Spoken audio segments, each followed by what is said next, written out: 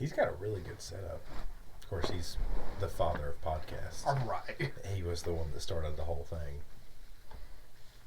I was like telling myself, oh, I'll listen to his podcast. I see they're like 2,000 episodes into it at this point. I'm like, And so his are like multiple hours each end, Mhm. which ours is not, and it certainly won't be today.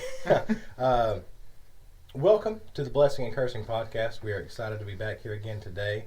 Today will be a little shorter, just because it's an important day. It is the holiest of holy days. what day is that? It's like the 15th. It's Resurrection Day. Is it? 17th? It's the 17th. I'm horrible with dates and time. I feel like we should kind of talk about what we were talking about before the camera started going. Joe Rogan? No, about what we were talking about with kind of the origins of what is popularly known as Easter. Unless we hop on something else from that point. But I really like the thought of referring to them as holy days instead of just holiday. It's where the word comes from, but it makes people a lot more uncomfortable whenever you're like, oh, it's the holiday season. But, I said it this morning, and I think we get tripped up because of the commercialization of the holidays, but Easter is significantly more important to the faith than Christmas is. And I say Easter just so we can colloquially know that is Easter, but it is the Resurrection Day. Mm-hmm. Because while the birth of Christ is amazing, and the death of Christ is Good Friday, it's the resurrection that brings it all home. At least for me. Hopefully for everybody else as well. Yeah, we kind of feel that. We feel that too. Yeah.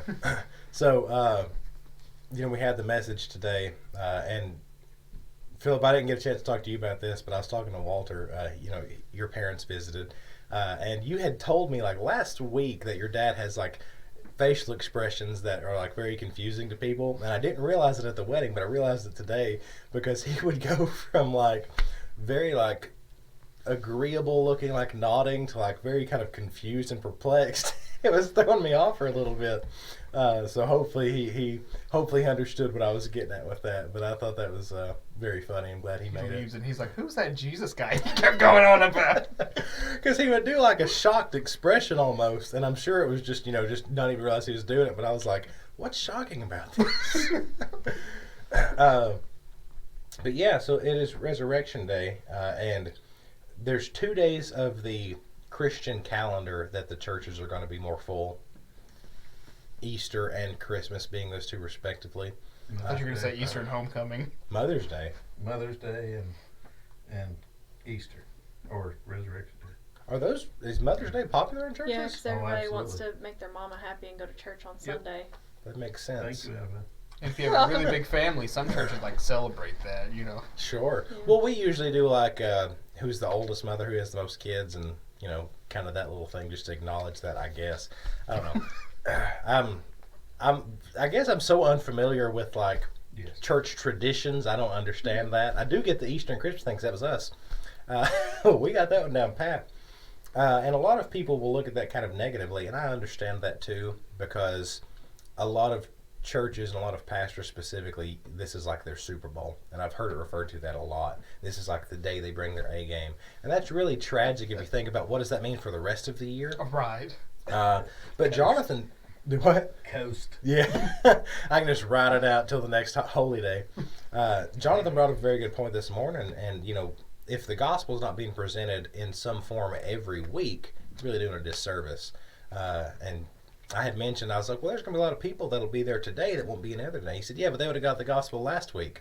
Well, yeah, give it to them this week too, man, because they're here today. And so that was really encouraging to me today, because we had a lot more people there than we usually do. And nobody new that I hadn't seen before, but it was very, except for your that was your sister, right? Mm-hmm. Yeah, that's the first time I actually got to meet her, which I didn't even get to meet her because I guess I had forgotten to go out there and shake her hand. But I got to see her for the first time. So glad you got to attend. But it's always that new opportunity to get new people in there, however it is they get there. A lot of people, a lot of churches will say, well, we don't want to get them coming for this. Well, you don't want them coming for that, but if they're here for that, give them the truth while they're here kind of mentality. Mm-hmm. I don't know if you've experienced that in your abouts Is that a way to put that? Abouts? In my abouts, I've learned that a lot of preachers handle things in really different ways. I've definitely seen, like what Brother Barker, what he was talking about with some preachers. That's just pretty much, all they coast until then, you know. And it's not very good. I also like to add, a lot of preachers put a lot of emphasis on Veterans Day, Sure. the 4th of July, and Thanksgiving too. So it's like I feel like they try to like space those out, so they have like the really big services and then they coast, and then a really big service. If they just had those two, it'd be hard on them. It'd be quite a distance. Which, I mean, I honestly want to think that the last Veterans Day, when I rolled around, I forgot that it was Veterans Day. It just kind of popped in there. And I think a lot of that comes too, especially in America, is we get really caught up on America. And while America's good, God is better than that. Mm-hmm. And so, I love Independence Day because it's a day off work. And I love the fact that America is independent. I love God a lot more than that. And I feel like a lot of churches, at least around in the South, conflate. And they put USA above, God in a lot of instances. I was preaching in a church one time, and I was going through talking about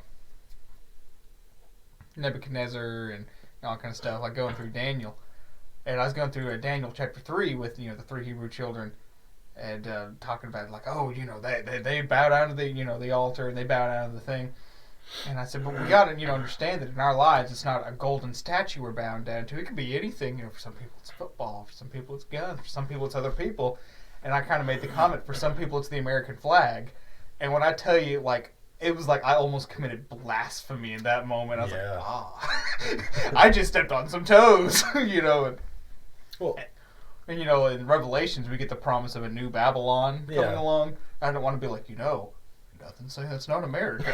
But I would have got, stoned in the parking lot. Sure. Yeah. Well, I mean, people get defensive. And like I said, it's good to have, I guess, joy in your country where you're from. We got to look at the country we're going to, where we actually belong.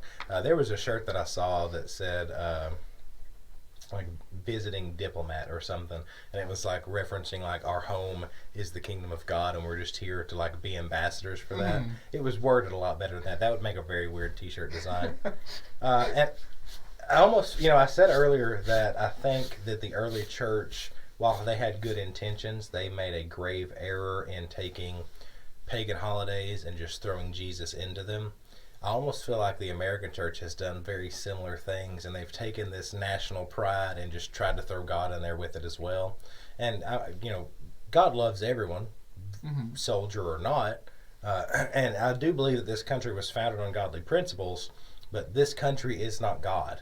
Right.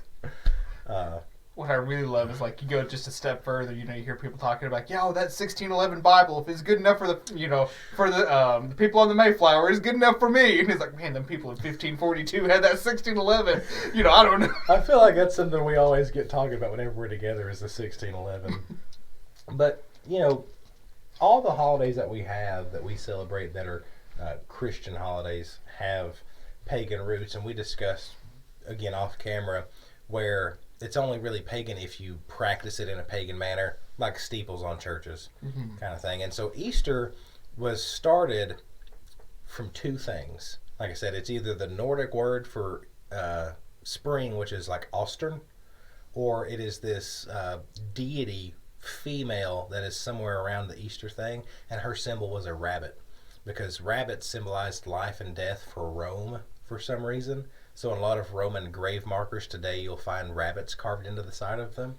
And because rabbits signify life, because they're always creating and breeding life, the early church said, let's say it happened around this time, and you're already worshiping this thing.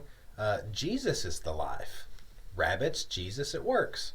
And then the egg we have Easter eggs, that came from just the thought of life springing forth from eggs. And there's even analogies that pastors will use today that explain the Trinity with the egg and the whites and the yolk, which is not a very good explanation, I don't personally feel. It's like, God is an egg. No, he isn't. Yeah. Might be blasphemy on that one. Yeah, well, that implies, they always say, oh, well, the shell is the Father and the Spirit is the yolk and Christ is the whites. And it's like, well, that makes them separate. They're separate but the same. It's just a concept. And I get the thought behind it. But then, churches today, different denominations, they'll have like just golden eggs, like decorative eggs all over the place as a way to like talk about this life of Christ. And while I think the life of Christ is amazing, and I think that whatever can make you think about that is a good tool, we've commercialized it to the point to where it's... I've seen statues with like rabbits and eggs like beside a cross, and it's like, this is really conflating, and I don't care for that. Mm-hmm. It's something else. I almost feel that like your average Christian, they don't care about this kind of stuff. They're never going to delve into this is a very niche topic. I know, yeah. But it's like, I feel like there's always this kind of, like, to get new people in, we have to either make it more appealing or really dumb it down. Yes. Make it as entry level can be. And like we were talking, about how like churches do their Easter egg hunts, and churches, they have this kind of stuff, and I feel like I don't know if it's so much as they just, they're like, oh, we don't care about the pagan origins. I just don't know if a lot of them know about the pagan origins. Sure. I know I grew up in church, that wasn't the best kid in church by any means, but I remember when I learned that like it was pagan, I was like, what? What do you mean it's pagan? That blew my mind. I think another one blows people's minds when they learned a lot of stuff in Christmas is pagan too. Sure. Yeah, some Christians don't even celebrate Christmas just because of all the pagan attachments that go with it. But like we said earlier, I think we need to look past the pagan implications. Because if we just, ground ourselves on every little thing that the pagans also did, we drive ourselves crazy. We couldn't properly say the days of the week. Right. And I'm pretty sure pagans ate with forks. Could you really get the forks out of your life? Oh, yeah. I mean, I use just stick a knife in it and go from there. I have some bad news for you. They had knives, too. So, let me ask you guys this. You don't have children as of yet. Are you going to let your kids do Easter egg hunts? I don't see anything wrong with it. Because my kids are currently, I'm pretty sure, at an Easter egg hunt. I don't see anything wrong with it so long as they're not like, man, I really love worshiping this Roman goddess of the, of the spring, of fertility and all. I think it just goes back to our heart and our mindset while we're doing it. There's something, like there's some gray areas where you can say, well, if we keep Jesus in our heart while we're doing it, it's not terribly bad. There's a lot of stuff that doesn't apply to the Crusades, trying to be like, well, we might murder people, but as long as Jesus is in our heart while we're doing it, it's fine. Well, I think that's you got to kind of watch with things like that. The reason I brought up the early church is because we're kind of falling into that same pitfall now of we're taking things and we're throwing Jesus into them and saying, oh, now this is a Jesus thing. And like I said, my kids are, going to be hunting eggs today because they like to decorate eggs and it's a fun thing. And with Christmas, Savannah decorates. I say I don't because I don't care what my house looks like as far as decorations. And, Philip, you guys have the tree that we made with the little baubles and stuff on there for the kids to decorate. Where was I going with that? You don't know. I don't know. It was I've really lost good it. starting off, though. That was really I great. felt strong about it. Oh, and it's I don't think there's ever a thought of, at least for our Christmases and Easters, is that this is, oh, we have to do this, have to this, Jesus as a back note. Is it always starts off, I've not heard him say Easter one time today. It's always been Resurrection Day because that's forefront. That's the important aspect of this today. And so we start off the day with that is what today is about. Christmas is about Christ and the Mass of Christ. Mm-hmm. Not presents, not Santa, not that. While we do have trees, while we do give presents, that's also not the only time of the year we give presents to one another. That's also not the only time of the year we talk about Christ. It's a prevalent thing. Mm-hmm. I think that's the balance. If it's like a lot of people will like we said, only come to church on these certain days, that's not good, because that's conflating that these only these specific days are days we can think about Jesus and Christ. And that really negates the aspect of the eternal, everlasting, always present God for me.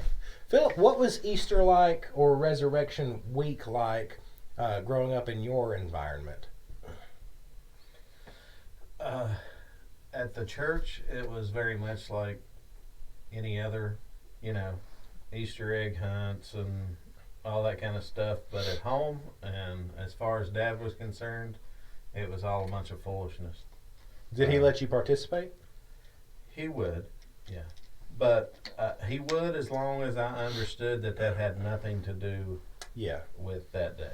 So you were able to essentially completely keep the two concepts separate. Yeah. So I still got candy, and I understood what Resurrection Day was for. The best of both worlds.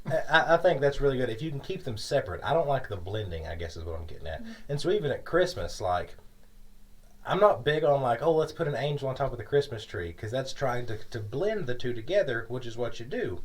That being said, though, I like to give gifts to people. So like I'm going to participate in that aspect of it. Now, there's the whole Santa debate that we have. And I've come to the conclusion that I'm not going to ruin anything for someone else's kid, but I'm not going to start the seed in mine if I don't have to. At least for my personal preference. It's like, this ends with me. We're not passing this on anymore. So how do you guys feel about Halloween? So me, personally, I never got to celebrate Halloween. Ever. Never went and got candy. My family just bought a bag of candy, turned all the lights off in the house, and watched movies, and that was it. That sounds like an amazing Halloween. It was fun. But I like doing like makeup and stuff. Sure. So I still don't really celebrate Halloween. I don't decorate for Halloween. I decorate for fall. That's it. But I'll still do like really weird and creepy makeup stuff. But other than that, I'm excited to see that this year then. So I think like most average Americans, we celebrated Halloween. We got to, dress up as pretty whatever we wanted to within reason. And we could go out, get candy in the neighborhood. My grandparents lived in like a nicer neighborhood, so we'd always like do our street and then like drive to their street. Sure. Really get, like, they'd be like, you have your one Walmart bag, but you have another in your pocket, just in case. So, real quick, we found out recently that we lived on the same street for a long time. Never once was I allowed to go down my street. Not one time. It was only after we moved that we started going down our street. Sure. But, see, again, that's another one that, like, I know preachers, I know Christians that are so adamantly against Halloween. I was invited to a church service 3 years ago, I think it was, and they were doing an actual service on Halloween night just to try to like keep people like in the house of God on Halloween, just in case some bad stuff, And it ended up, it was like a Tuesday night, so he's like, "Oh, we're just doing our mid service, this."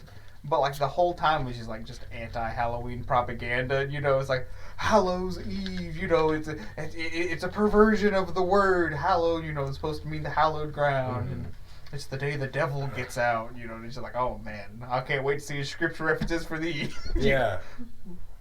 But I think it's so much I think it's just fun for kids, just like the Easter egg hunts. It's fun for kids. Yeah. Now, if you were like a diehard Halloweener, you just went out, you're like, man, I get the best costumes, I get the best bag, I get out there, and then afterwards I worship the devil. That's when I'd really be like, well, one of those has to go. There. I think that the crux of all of it for me is you have to, like Philip kind of brought out there, is you have to separate things entirely, but you have to have the truth of what that is. And so pagan rabbit gods aren't real. There's no big surprise. there's no egg-laying lagomorph coming to my house. But there is a true God. There is a true God that and this is another misconception that I've just now started to kind of pick up on. I guess I got the ear for it now. Of that was not murdered and that was not captured and killed, but willingly gave his life. You can't take the life of God. Only God can give the life. That's what happened on Good Friday. And that's something else that tripped me up for a long time when I wasn't a believer, but I thought I was. There's nothing good about Good Friday. At all. And from an outside perspective, Good Friday was a terrible day. But when you look at what that really is it's not just a day to, say, oh, it's a Good Friday. That's the day that you died. That's the day that who you were ceased to exist for everybody. Because your person, your sin, the manifestation of the evil was transported to Christ in that moment. And so the death that you are proposed to die, he took in your stead. So that's very good. It's a very good day. And then, I don't know why there's not a celebration on Saturday. There's nothing for that Saturday. Because I guess we're supposed to be in a day of contemplation, to kind of meditate on what this really is. And I think we neglect that, because Saturday is usually the day that people try and get stuff done because they know Sunday's going to be busy. But if you take the Saturday, and I encourage everybody to try this at least next year, and consider really what that means for you today. I think that whenever Resurrection Day rolls around, it's a lot better. Because then you've thought about all of the limitations that have been freed from you. And really the incredibleness of the resurrection and how amazing that is. Because resurrecting Lazarus was incredible. But to resurrect yourself and what that meant is something else. Yeah, Lazarus didn't die from me. He died from like a cold or something. Sure. But when, and I think another point that needs to go further, like the reason why we preach about the resurrection on, Resurrection Day, is we as Christians, we get used to it. Yes. I mean, we're not teary-eyed, brother. But we could sit here and contemplate, about other times that people close to us have died. We'll be almost moved to tears just thinking about it. And so I almost feel we're too used to the thought of our entire existence being justified by God's one sacrifice for us. That's it. And, I mean, it's good to remind ourselves. There's the whole reason, that we even remember Easter to begin with. It could have been just a one and done, and then, because there's not that many holidays recorded in the Bible. We're not really told to... The Jews had 3. Right. and that was their schedule. And we had feasts, and I think us Baptists, we need to get online, get some yearly feasts going again. But that feast of leavened bread, Yeah. But yeah, well, for Passover they would have eaten lamb and unleavened bread. We did. I went to Haiti 3 years ago, 3 or 4. Time flies. But we went during Easter. And so we were trying, because there's a lot of voodoo mixing with the church down there. Because Catholics, like we said, the early church, they just take what they're familiar with and just kind of rebrand it. It's like, well, actually, you thought you've been doing this all along. Well, actually, that's Jesus. Yeah. And so that's really prevalent in your third world countries, where it's easier to convince people they've been worshiping Jesus all along than it is to totally get them to throw away. And I think the idea is in a few generations, it's we can pull less and less and less and less away, but it doesn't usually work that way. Yeah. But we were down there trying to help and educate these preachers who were supposed to then go and help and educate their churches. Because if your preachers aren't preaching right, if your preachers aren't doing right, then you got problems all around. But we were there for Easter, and it was very weird because on Good Friday, the streets were closed off. It was foot traffic only. And I'm like, what's that for? The Sabbath? It's like, no. And they do the crosswalk. And so, they'd start, I don't know where they started, but they walked, I guess what they assumed was the distance that Jesus had to walk. But what was really bad was these people were legitimately cutting themselves and bleeding, and they were wearing white, so you could see the blood on them. And it's like, man, it's like I understand that in their mind they think they're doing a wonderful thing. They think it's very works based, and they think Sure. they're doing good. But I'm glad that I know that I never have to endure that. Oh, yeah. That cross was carried for me. That those whip slashes, they were taken for me. And that I don't have to put myself back in that situation because it was all done for me. Oh, yeah. But also we didn't have lamb, so we ate goat. Sure. So, Well, I would argue that a lot of people probably get very uncomfortable with my, description of the crucifixion. And I don't do that to, have the gore factor. But to tell you that as bad as that is, that's still not the worst part. And the first time that it hit me that the reason that Jesus cried out, "Why have you forsaken me?" was because when he became sin, the Father had to essentially turn his back. The first time that hit me, that broke me. Because I guess in my mind, physical pain was bearable. I had never considered that as a possibility. And it almost strikes you as like Jesus didn't know that was the outcome, because he almost seems surprised when he cries out. And that just piles that on, makes that worse. There's a very, I would argue, cult in the Philippines that does a crosswalk similar to that, but they go through with the crucifixion. they nail themselves to it. Yes, they will fully nail themselves and stay up there. And then I assume, because I didn't want to read much further, that they're pulled down at a certain time and they don't actually go through with public suicide. Oh, right. But Get the spears. Doing things like that to me is more pagan than anything else we could do, because that is really, without saying it, that's saying that I can do what Jesus did. I can suffer in the same manner. We can't. That's why he did it for us. Right. I don't know. I completely forgot you had been to Haiti, and I had never really thought of that perspective of how outside of East Tennessee this holiday is celebrated, and that's a horrible way, really. Mm-hmm. I couldn't imagine. And what's sad too, if we were to go out witnessing today, we would hit some people that know a little bit about Jesus. They would hit, a little bit about, they would know what the gist of today was. Mm-hmm. But if you went witnessing out there on Easter, down in Haiti, you'd find men wrapped in bandages. Like, oh man, trust me, I understand the reason. It was like, where's your bandages at? right. But it's like, man, you don't really get it. No. You don't really understand. That sacrifice was paid once. And, we could talk about pagan, but it's just it's a perversion of the truth.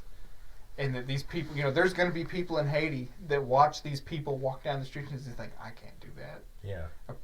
This Jesus figure, he must be unobtainable to me. Yeah. Because I can't put myself through that. I'll tell you right now, if that was happening here, I wouldn't be a part of this. No, that... It would take the hand of God to convince me otherwise. Right. Because, we talk about how, the devil, he's influenced things. I think a lot of it's just, men's hubris has also influenced it. So I don't know, at what point, people sat down and was like, man, we're going to, do the cross ourselves. That'll put us so much holier. Or if it was, actually, the devil literally whispering into their ears and convincing them they had to do this. But it's just sad. I would fall in that line, because I imagine that does more harm than good. Mm-hmm. And I don't know very many people that disagree on that aspect. Unless I can't see Philip's face, I assume he's on board with it. He's giving a thumbs up, but we can't tell. Yeah. But yeah, that's what we've done today. That's what we're here for today. And I think it's important to reiterate that every single Resurrection Day and Christmas podcast may be the exact same message, but it's something that does bear repeating.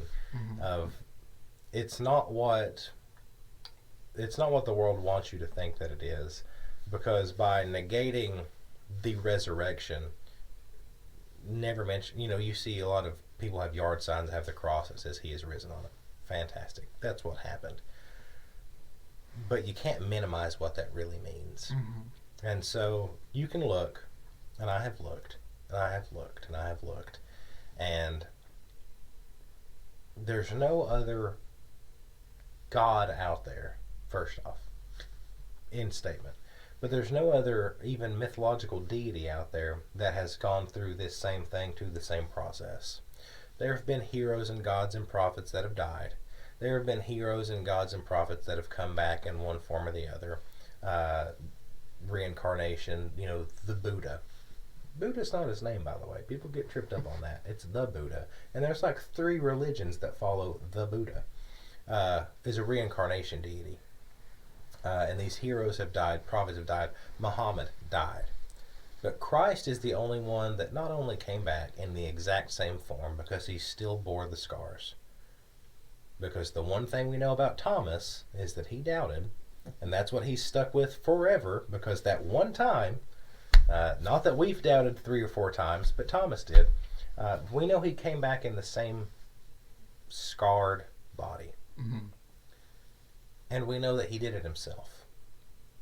Because there's been religions out there to where the deities come back, but someone else or something else had to go through a process to bring that about. Right. Never on their own, because it's incomprehensible. Man can't make that up. Because it really happened, because God really did that. It's an exciting day. You think Jesus had a beard when he came back?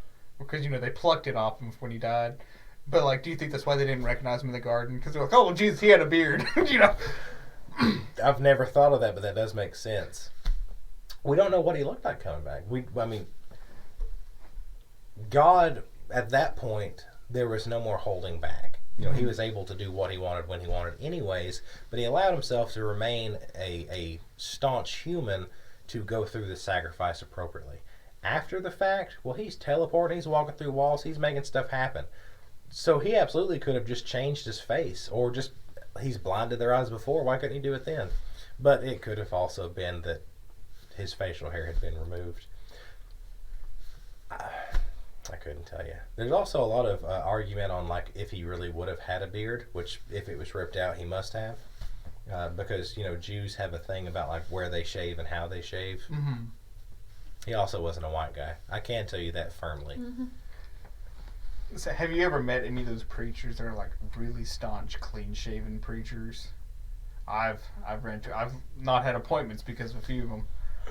But it's I always think it's funny. It's man, it's wonderful. Jesus had a beard. I'm trying to model my life after Jesus, but I'm not allowed to have a beard. Sure. But that must be where they get it from. After he resurrected, he didn't have the beard anymore. Yeah. He was in fullness of God, and he didn't have a beard. So People get hung up on so many strange things.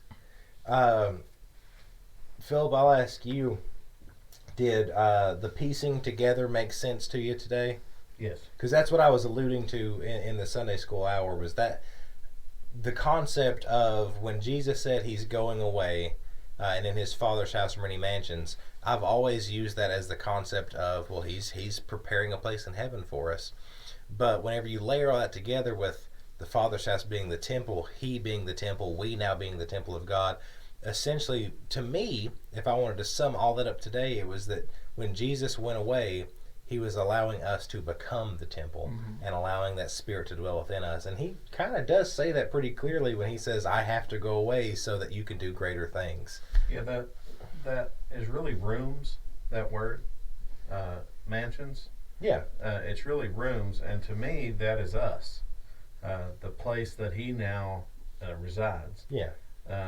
And so those rooms are us, because you'd went back and showed that the temple he's talking about is himself. Yeah. And that room's being us, and then you throw in that he's talking about the Holy Spirit there, in that, that's just, to me, it should be very eye-opening for anybody that watches this morning's service. I hope so. Yeah. In the original Greek translation, there was actually an argument on what the mansions meant, and there was the concept of a stopping resting point, which implies that there's something after that, and then there's the concept of a permanent dwelling in that, the room aspect of it. And so I can kind of, if you want to look at it, I can kind of see both now. because we have a permanent dwelling of God. Because I don't believe God's going to leave us in this life or the next. But I also see it as kind of a rest stop in that He's given us something temporary in this body as we make our journey forward. We were the mansion all along. I mean, really? Yeah. Yes. And, I used to get tore up because we'd sing all these songs and everyone was just like, oh, these mansions. I cannot wait to get this Hollywood lifestyle in heaven. It's like, man, you're thinking so small. They're confusing New Jerusalem with Yes. Yeah, that's really, if you're an expert in anything, it is that concept. So I don't even try and speak on the New Jerusalem idea because you have it pinned down so well. But we may need to delve into that a little bit further. If I had $1 for every time I heard heaven had streets of gold, I'd be able to pave streets of gold. But that's what people think, and they get, and the idea of Peter. This blows my mind. We've only got a few more minutes here. We'll have to go for it. The idea of, first off, Saint Peter, as opposed to how we're all saints now. Man, Catholics, they're missing out. You can be a saint like that. But of Peter standing in front of the pearly gates, which is just a very vague concept, and that he has the keys that open the gate and has the book, and if your name's not on it, that's a horrible way to look at this. Peter being doomed to be that never guy. be able to go in. Yeah. Because it doesn't say he's inside. He's outside, and he has to deal with everybody else. And that implies that we all get to catch a glimpse of heaven, and then Peter's the one that turns us away. Just that could be a whole episode. I was joking to Stone one time talking about the pearly gates. I was like, well, do you think God made the pearl, or do you think he found the pearl? What clam did God have to wrestle to get these massive pearls from? I'm just saying, the beasts in Revelation with all their eyes, I would hate to see what the clam looks like. But, folks, that's what we've got for you today. We appreciate our guests being here. We love to have you guys on here just to be able to catch up with you. We'll have to do a 1 year anniversary, like how the first year of marriage whenever that rolls around, which is still months away, so you've got time to prepare for that. Joe, I see you on there. He said, yes, I agree. I kind of look at it both ways now. I hope so, buddy. I hope that if I bring nothing to you, it's a new way to look at the life in this world. Folks, we thank you for joining us here today. I know it's short. Spend time with your families today. And if there's one thing I know about God, I know many things, but there's one thing I know for sure, is that He loves like no other. And so today, I want you to be grateful for what you have been prevented. Because you've been prevented a death, a horrible death. You've been prevented your punishment because of the love of God today. So spread that love today. Share the gospel with somebody and love like no other. I love you and I thank you. God bless you.